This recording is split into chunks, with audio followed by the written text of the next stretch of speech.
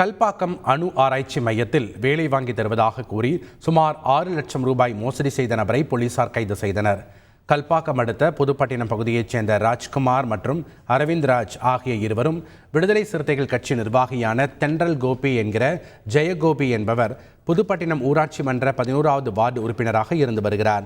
இவர் அதே பகுதியைச் சேர்ந்த ராஜ்குமார், அரவிந்த் ராஜ் ஆகிய இருவருக்கும் கல்பாக்கம் அணு ஆராய்ச்சி மையத்தில் வேலை வாங்கி தருவதாக ஆசை வார்த்தைகள் கூறி 6,50,000 ரூபாய் வாங்கியதாக சொல்லப்படுகிறது. ஆனால் ஜெயகோபி கூறியபடி வேலை வாங்கி தராததால் ராஜ்குமார் பணத்தை திருப்பி கேட்டுள்ளார். இதனிடையே பணத்தை கேட்ட ராஜ்குமாரை பணிய வைக்க தென்றல் கோபி தனது கள்ளக்காதலியை அவருடன் நெருக்கமாக இருக்கச் சொல்லி வீடியோ எடுத்ததாக கூறப்படுகிறது. பணத்தை கேட்டால் வீடியோவை இணையத்தில் விட்டுவிடுவதாக மிரட்ட அதனை பொருட்படுத்தாமல் ராஜ்குமார் காவல் நிலையத்தில் புகார் அளித்தார்.